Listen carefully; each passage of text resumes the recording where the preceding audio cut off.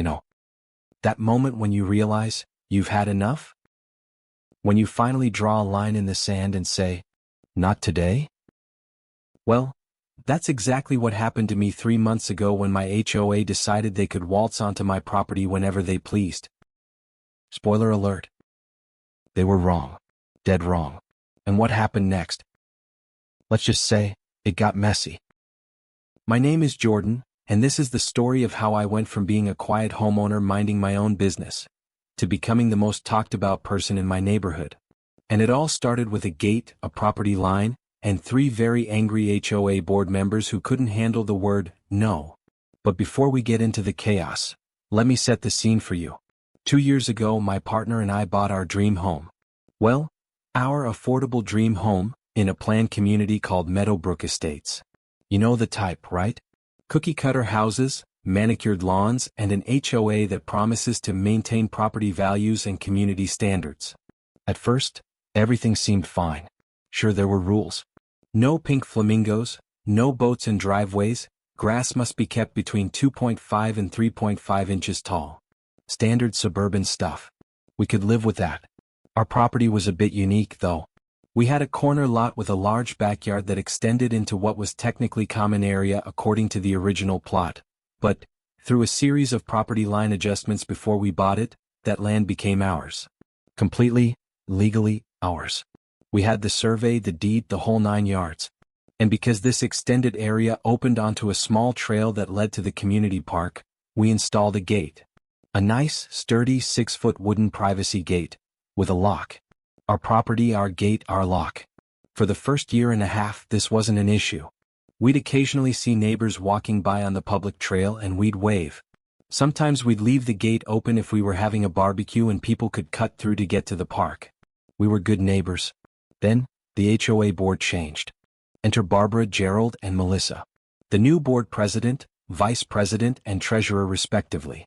Now, I don't want to stereotype, but imagine the most stereotypical HOA board you can think of.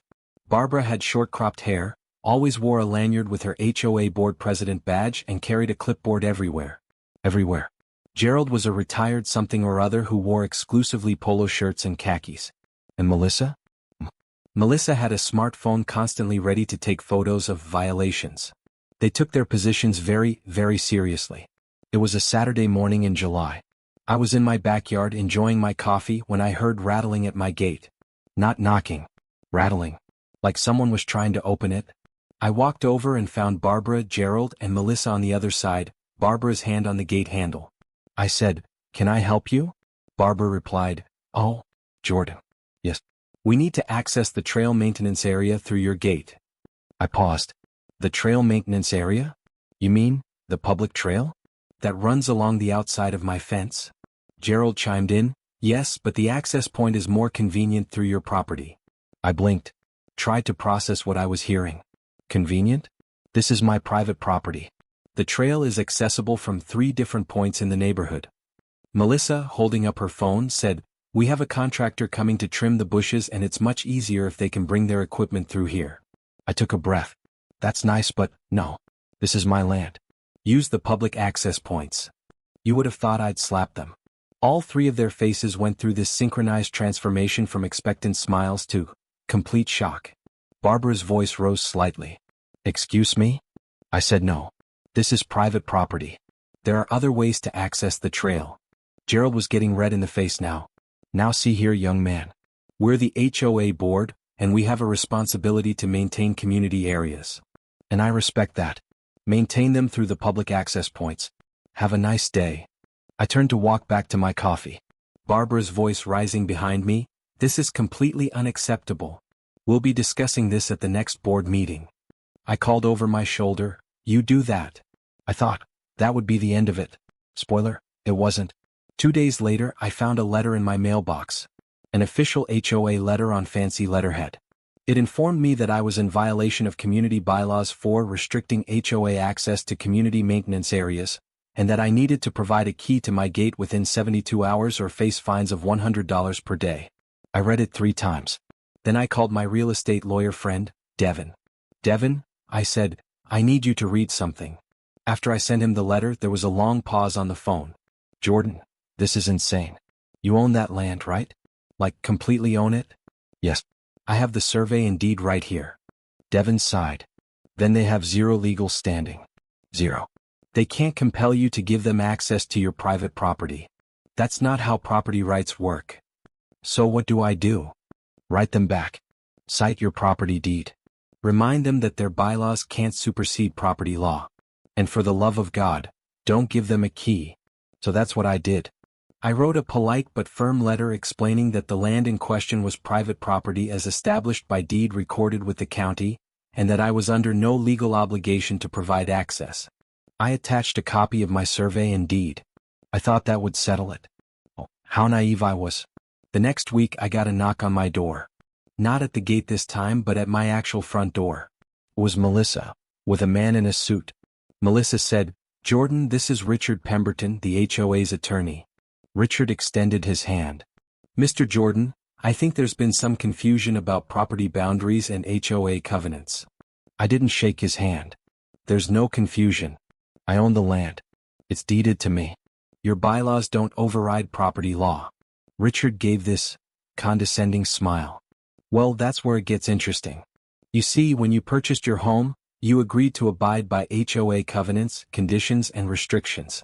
Those CCRs include provisions for HOA access to maintain community standards on common areas, not private property. The board has determined that this area serves a community function and therefore falls under their purview." I felt my jaw tighten. The board has determined incorrectly. Now if you'll excuse me. Richard's smile faded slightly. "Mr. Jordan, I'd hate for this to become a legal matter. Legal matters are expensive." And there it was. The threat. I looked him straight in the eye. "Is that a threat, Mr. Pemberton?" "It's a reality. Fighting the HOA in court costs money. A lot of money. Wouldn't it be easier to just cooperate?" I took a deep breath. My land, my rules. Have a nice day. That's when things got really interesting. The next morning I woke up to find a work crew at my gate. Not knocking, not asking permission. Actually trying to remove the lock. I ran outside in my pajamas. Hey, what are you doing?" The contractor looked startled. "Oh, the HOA hired us to trim the trail bushes. They said we could access through this gate." My heart was pounding. They lied. This is private property and you're trespassing. Now. Look, man, we're just trying to do our job. We were told. I don't care what you were told. This is my property. You don't have permission to be here. If you don't leave immediately, I'm calling the police." The contractor looked at his crew, looked at me, and made a decision. All right, we're going. But you need to take this up with whoever hired us." They left. I immediately pulled out my phone and called the police non-emergency line to file a report about the attempted trespass. Then I called Devin. "They sent a work crew to break your lock?" "Tried to. I stopped them." Devin let out a low whistle. "Jordan, this is escalating fast. You need to document everything. Photos, videos, written records. If they try anything else, call the police. And I think it's time you went to an HOA board meeting and made your position very, very clear." The next HOA meeting was in 2 days. I marked it on my calendar. Those 2 days were tense. I installed a security camera pointed at my gate. Good thing I did, because I caught Barbara herself trying to open the gate at 6 a.m. the next morning. Just walked up, tried the handle, then tried to peek through the slats to see if she could find another way in. I saved that footage. It would come in handy. The night of the HOA meeting arrived. These meetings were usually attended by maybe 10 people, mostly board members and a few retirees with nothing better to do. That night, the community room was packed. Word had apparently spread about the gate controversy. There must have been 50 people there. I walked in and found a seat in the third row. I could feel Barbara's eyes on me from her position at the front table. Barbara called the meeting to order. "Welcome everyone. We have a full agenda tonight, but I know many of you are here about the ongoing property access issue with one of our residents." A neighbor shouted out, "Is it true you're trying to force Jordan to give you a key to his gate?" Barbara's smile was tight.